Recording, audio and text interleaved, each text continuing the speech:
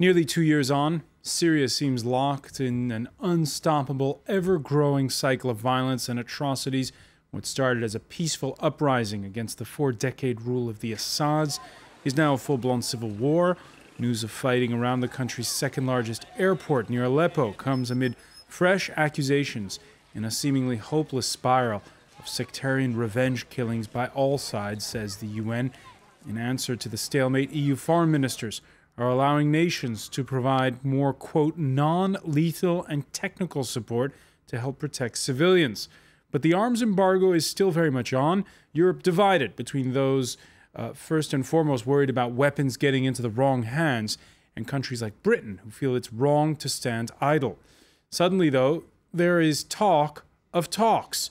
The head of the opposition umbrella coalition, the Syrian National Council, says he's willing to sit down with representatives of the regime in Damascus. Moaz al-Khatib has mentioned Assad's vice president, Farouk Ashara, as a suitable discussion partner. The diplomatic flurry is in Cairo, it's in Moscow, could possibly spill over to the sidelines of talks next week in Kazakhstan between Assad backers Iran and Western powers, including the U.S. and its brand new Secretary of State, John Kerry. Today in the France 24 debate, we're looking at Syria and we're asking if it's time to talk. With us, longtime Syrian dissident Haitham Mana of the Syrian CCND opposition coalition. Thank you for being with us. Also with us, Syrian-born photojournalist Amar Abed Rabo. Thank you for being with us. And he's a co-founder of Doctors Without Borders. Jacques Beres, surgeon, president of France Syrie Démocratie. Thank you for being with us. And from Abu Dhabi, Elizabeth Dickinson, Gulf correspondent for the national newspaper. Welcome back to the debate, Elizabeth, the France 24 debate, where you can always join the conversation on Facebook and Twitter, our hashtag F24debate. We're mentioning these talks that could or could not happen. International mediator Lakhdar Brahimi canceling a trip to Brussels this Monday to focus on trying to pin down Damascus for that sit-down with the opposition. Moaz al-Khatib's initiative has opened the door and challenged the Syrian government to act on what it continuously says it is ready for: dialogue and a peaceful solution. We believe that should a dialogue take place in the United Nations between the opposition and an acceptable delegation from the Syrian government, this would represent a light at the end of a dark tunnel for Syria. Mixed signals, though, out of Damascus. Let's look at the reactions so far. There's been no formal answer to al-Khatib's invitation, but the reconciliation minister telling Parliament, we, the government, and me personally will meet without exceptions. Syrian groups inside and outside of Syria. The president of the country has said that we will try with everyone that is against us politically, and even those who use arms, we must try with them. Meanwhile, though, the information minister, also speaking in Parliament, said the venue clearly seems to have to be inside of Syria. All opposition members abroad who wish to come back to the country can come to Syria now and at any time. They will not be sued, all legal procedures have been suspended, and those who wish to leave the country may do so afterwards, whether he or she accepts dialogue or not. They may stay or leave. This country belongs to all. This was what I wanted to say. Thank you. Haitham Mana, first of all, what's your reaction there? Do you think that talks can take place in Damascus? Why in Damascus? What is the guarantee? In the 20th, you just heard the information minister there. 20th of September, of last September, we were, Abdulaziz Al-Khair and me, in Dubai. And the Russian delegation asked us to go to Damascus. And he said to me, you can't participate in the conference of Damascus. Fortunately, I decided, and my colleagues decided not to go. When Abdulaziz Al-Khair arrived to Damascus, he was arrested. And all the guarantees of the Russian government up to now is not realizable. We asked them up to now to intervene, to make something for Abdulaziz Khayer, Iyas Ayyash, and Maher Tahan, are all of these three still in prison. For that, without international guarantee, in a safe place, we are not ready to negotiate. The efforts there being made by Lakhdar Brahimi, the international mediator, we heard him a moment ago talking about the premises for talks between the opposition and what he called an acceptable delegation from the Syrian government. What are the prospects for that? I think that Sheikh Mu'adh al-Khatib gave a very good opportunity to negotiation. And our declaration of Geneva on the 29th of January also proposed Geneva Agreement as a base of negotiation between the government and the opposition. Now we are in a very comfortable place because we are in a situation of attack against a security and military solution proposed by the regime. For us, the most important thing now, and we don't have any condition, remember, we don't have any condition. What we have is rights. Hold on, when you we say, ask for passports, it's our rights. Yeah, let me just say, hold on. When you release people you talk who about, are not condemned, it is our rights as citizens. For that, it's not a problem of conditions. It's a problem of the minimum of rights for Syrian citizens before any negotiation. All right, so you're saying that you'd sit down without preconditions. The SNC, which is a different group from the opposition, they're saying they'll sit down with people who don't have blood on their hands. You know, now, we are not here as a judge, and we are not in a tribunal. We are here to find a political solution. And if you look to the report of the Independent International Commission of Inquiry on Syria today, you can find this sentence, which is very important. They said the Commission reiterates that the only solution to the Syrian conflict is a political one. Really, it is a reality. We don't have any other issue. It's only a political solution, but Amar Abed Rabo, you look right now at the situation, and the government has possibly lost control of a major airport in the north, of several checkpoints. They're backpedaling militarily. Therefore, it makes negotiations easier, perhaps, for the opposition.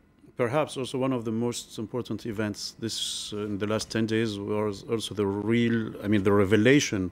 We all knew that Iran was quite involved on the ground in Syria, but now in the last 10 days we had really much more evidence, and the killing of an important officer, things like that, that show the implication of Iran.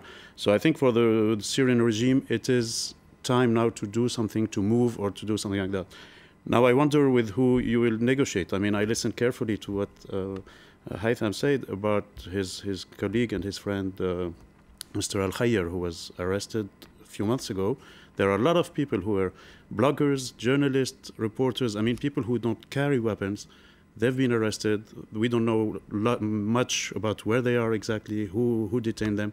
So if the information minister, who was saying today that there are so many guarantees, want us to believe him and want us to trust him, maybe one gesture can be today or tomorrow or in the next days, the release of all these people, and then we can maybe move forward. For the moment, it's very difficult. I mean, I agree with what was said. It's very difficult to trust this regime who's still shelling with airplanes cities and areas of Syria. Jacques Perez, at this point, we're talking about whether or not there should be talks. Is there a bit of a disconnect with what was being discussed in Brussels today, where in Brussels the discussion was whether or not you lift the arms embargo? Yeah, which probably is not the main problem at all, but that the way things are going. Why do you say it's not the main problem? Because it's an embargo from the Western side, and the most important coming of weapons is from Iran. From even there are evidence of implication of Iran, but also from Hezbollah. They did publish list of fighters of their side who have been killed.